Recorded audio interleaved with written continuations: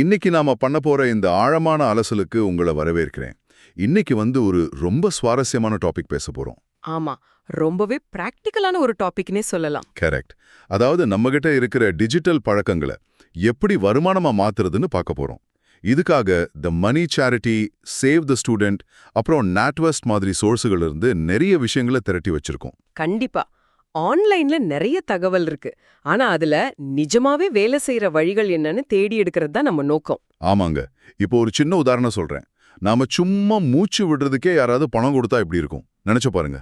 ஓ, அது ரொம்ப நல்லா இருக்குமே. யாரு தான் வேண்டான்னு சொல்லுவா? அது போல தான் இதுவும்.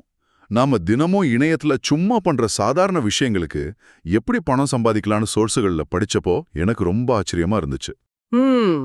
நீங்க சொல்றது 100% உண்மை. இதுல முக்கியமான விஷயம் என்னன்னா, நம்ம வழக்கமா பண்ற பிரவுசிங் மூலமாவே சம்பாதிக்க முடியும். பிரவுசிங் பண்ண காசா? அது எப்படி சாத்தியம்? இப்போ உதாரணத்துக்கு QMeன்னு ஒரு பிரவுசர் எக்ஸ்டென்ஷன் இருக்கு. நீங்க கூகுள்லயோ இல்ல அமேசான்லயோ தேடும்போது அவங்க காட்டுற சில விளம்பரங்களை கிளிக் செஞ்சா போதும் உங்களுக்கு பணம் கிடைக்கும். இருங்க. இது கேட்க கொஞ்சம் எப்படி சொல்றது, ஒரு ஸ்கேம் மாதிரி இல்லையா? சும்மா நெட்ல தேடுறதுக்கு ஏன் ஒரு கம்பெனி நமக்கு பணம் கொடுக்க போகுது? இது நிறைய பேருக்கு வர சந்தேகம்தான். ஆனா இதுக்கு பின்னாடி ஒரு பெரிய பிசினஸ் லாஜிக் இருக்கு. ஓஹோ, என்ன லாஜிக் அது? அதாவது உங்களோட சர்ச் டேட்டா இருக்கு இல்லையா, அது விளம்பரதாரர்களுக்கு ரொம்பவே முக்கியம். நீங்க என்ன வாங்குறீங்க, எதை தேடுறீங்கங்கிற உங்களோட அந்த டிஜிட்டல் டேட்டாவுக்கு அவங்க பெரிய விலை கொடுக்கறாங்க. அப்ப நாம இணையத்துல சும்மா விட்டுட்டு போற டேட்டாவுக்கு இவ்ளோ மதிப்பு இருக்கா? கண்டிப்பா. உங்களோட கவனத்தை ஈர்க்க விளம்பரதாரர்கள் செலவு பண்ற பணத்துல ஒரு பங்கத்தான் இந்த தளங்கள் உங்களுக்கு பிரிச்சு கொடுக்குது. பரவாயில்லையே. இதே மாதிரி ஸ்லைஸ் த பை தளத்துல புது மியூசிக் கேட்டு ரிவ்யூ பண்ணா கூட பணம் கிடைக்கும்னு சோர்ஸ்ல படிச்சேன். அதுவும் இது மாதிரி டேட்டா சம்பந்தப்பட்டது தானா? ஆமா, அதே கான்செப்ட் தான். புது இசைக்கலைஞர்கள் அவங்க பாட்டு மார்க்கெட்ல எப்படி ரீச் ஆகும்னு தெரிஞ்சுக்க இது மாதிரி தளங்கள்ல கிரவுட் சோர்சிங் வழியா மார்க்கெட் ரிசர்ச் பண்றாங்க. சூப்பர். அப்போ உங்களோட கருத்து அவங்களுக்கு ஒரு முக்கியமான டேட்டா, அதுக்காக தான் பணம் கொடுக்கறாங்க. கரெக்ட். இது நம்மளோட பழக்கங்களை பணமாக்குற ஒரு வழி. டேட்டாவை வித்து சம்பாதிக்கிறது ஒரு பக்கம் இருக்கட்டும், நம்ம கிட்ட இருக்கிற சில விசித்திரமான திறமைகளை பணமாக்குறத பத்தி படிச்சப்போ எனக்கு நிஜமாவே சிரிப்பு தான் வந்துச்சு. ஆமா, ஃபைவர் தளத்துல நடக்கிற விஷயங்களை தானே சொல்றீங்க?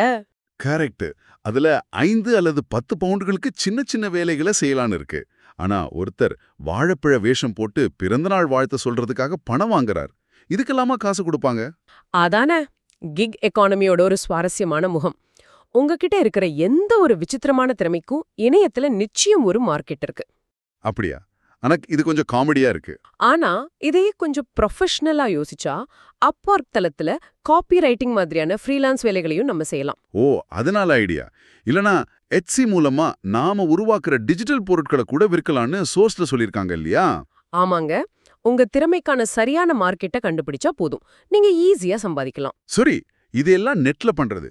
ஆனா என்கிட்ட விற்க பெரிய திறமையும் இல்ல, நெட்ல உட்கார்ந்து வேலை பார்க்க அதிக நேரமும் இல்லைன்னு வச்சுப்போம். அப்ப நான் என்ன பண்றது? அதுக்கும் ஆப்ஷன் இருக்கு. இணையத்திலிருந்து கொஞ்சம் நிஜ உலகத்துக்கு வருவோம். உங்ககிட்ட கார் இருக்கா? கார் இருக்கு. ஆனா அதை வச்சு எப்படி சம்பாதிக்க முடியும்? ஓட்டிட்டு போய் டாக்ஸி மாதிரி வேலை பார்க்கணுமா? அப்படி இல்ல. அந்த காரோட கதவுகள்ல ஈஸியா ஒட்டி பிரிக்கக்கூடிய விளம்பரங்களை ஒட்டுறது மூலமா மாசத்துக்கு 60 பவுண்டுகள் வரை சம்பாதிக்கலாம். நிஜமாவா? என் கார்ல விளம்பரம் ஓட்டுறதுக்கு 60 பவுண்டுகள் கொடுப்பாங்களா? ஆனா இதுக்காக நான் ஊர் முழுக்க சுத்திட்டு இருக்கணுமா? அப்படியெல்லாம் இல்ல. நீங்க வழக்கமா ஆபீஸ் போயிட்டு வர்ற தூரமே போதுமானது. அப்போ எனக்கு எக்ஸ்ட்ரா பெட்ரோல் செலவு கூட கிடையாதா? கரெக்ட். விளம்பர நிறுவனங்களுக்கு பெரிய பில்போர்டுகளை விட நகர்ப்புறங்கள்ல தினமும் நடமாடுற வாகனங்கள் மூலமா விளம்பரம் பண்றது ரொம்ப லாபகரம். உங்கள மாதிரி ஆட்களோட காரை அவங்க ஒரு மூவிங் பில்போர்டா மாத்துறாங்க. இது செம லாஜிக். ஒருவேளை என்கிட்ட காரே இல்லைன்னு என்ன பண்றது? அதுக்கும் ஒரு வழி இருக்கு. ஜஸ்ட் பார்க் மூலமா உங்க வீட்ல காலியா இருக்கிற பார்க்கிங் இடத்த கூட நீங்க வாடகைக்கு விடலாம். அப்போ பயன்படுத்தப்படாத ஒரு இடம் கூட நமக்கு வருமானத்தை ஈட்டி தருது. இது ரொம்ப நல்லா இருக்கே. ஆமா, இது மட்டும் இல்ல. ரோவர் இல்லனா வேக் தளங்கள் மூலமா மத்தவங்களோட செல்லப்பிராணிகளை வாக்கிங் கூட்டிட்டு போறது மூலமாவும் சம்பாதிக்கலாம். பெட் சிட்டிங் பண்றது, அப்புறம் டெலிவரில உணவு டெலிவரி பண்றது மாதிரியான லோக்கல் வாய்ப்புகளும் இருக்கு. கரெக்ட். உங்ககிட்ட இருக்கிற வளங்களை எப்படி வருமானமா மாத்துறதுங்கிறது தான் இதுக்கு பின்னாடி இருக்கிற மெயின் கான்செப்ட்.